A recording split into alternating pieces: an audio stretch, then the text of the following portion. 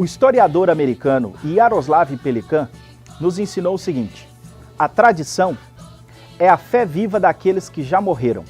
O tradicionalismo é a fé morta daqueles que estão vivos. Com esta frase, Yaroslav quer nos ensinar o valor da tradição e da referência histórica para a fé cristã. Nós vivemos à luz dos exemplos de homens e mulheres que já foram antes de nós.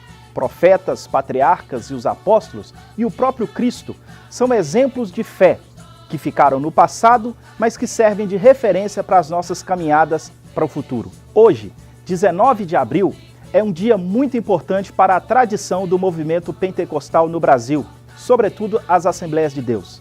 Em 1884, nascia na Suécia o missionário Daniel Berg.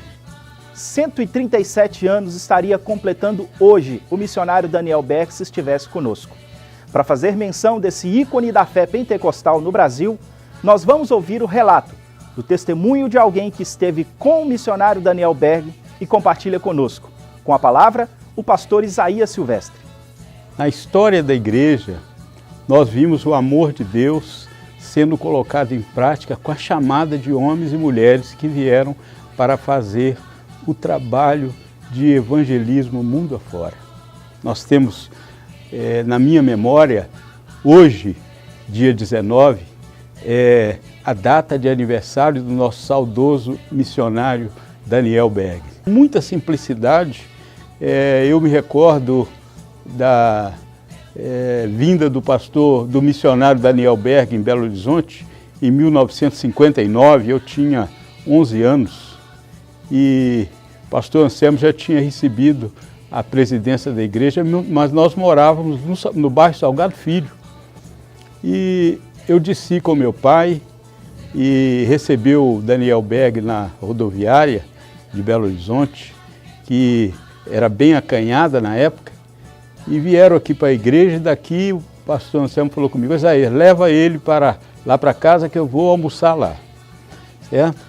E eu subi com ele, Rua São Paulo, pegamos o ônibus ali na Rua Tamoios, o ônibus Salgado Filho, e o pastor missionário Daniel Berg, com a simplicidade, pregou para o motorista, para o trocador, para os passageiros, aquela mensagem com a maior tranquilidade: Jesus Cristo salva, batiza com o Espírito Santo e vai levar para o céu. E aquela pregação dentro, eu fiquei admirado com aquela simplicidade daquele homem de quase 2 metros de altura e quase encostando no teto do ônibus, e falava com um, falava com o outro, com aquele amor, com aquele carinho, todo mundo prestando atenção. Esse homem, para onde que esse homem moço vai? Não é isso? E chegamos no Salgado Filho, em uma casa bem simples, e minha mãe falou assim: ó, Isaías, você vai arrumar sua cama para o Daniel Berg dormir, seu quarto. E era quarto meu, dos meus irmãos, e nós arrumamos o quarto, mas ele era muito alto, e eu tive que emendar a minha cama com umas banquetas, uns caixotes, para ele poder dar altura direitinho e fazer a emenda, né, da cama dele.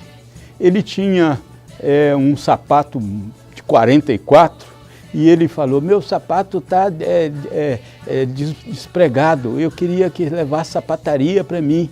E eu fui levar para ele na sapataria, era do presbítero Antônio Dantas, lá no Salgado Filho. E pregou aquele sapato para ele, e ele ficou numa alegria, e nós levamos ele para o quintal, e ele viu o pé de abacate, e ele falou: gosta muito de abacate. E comia abacate, subi no pé, apanhei abacate para ele, abacate sem açúcar. E ele comia aquilo, com a simplicidade, qualquer comida para ele era uma comida especial. E nós vimos esses homens que fizeram essa caminhada maravilhosa, e a gente vê a simplicidade desses homens que vieram. Eu recordo outros missionários que estiveram em Belo Horizonte e não teve dificuldade nenhuma, não viram empecilho nenhum, porque a igreja segue caminhando sem nenhum empecilho. A igreja não precisa de ajuda, porque o Senhor Jesus é o dono da igreja. Ele trouxe esses homens que nos deu esse privilégio de chegarmos onde chegamos. Isso é um privilégio que eu tenho de ter dado a minha cama para Daniel Berg dormir. Não é isso? É uma satisfação, uma alegria que eu tenho nessa caminhada de vida, sempre olhando para o autor e consumador da nossa fé.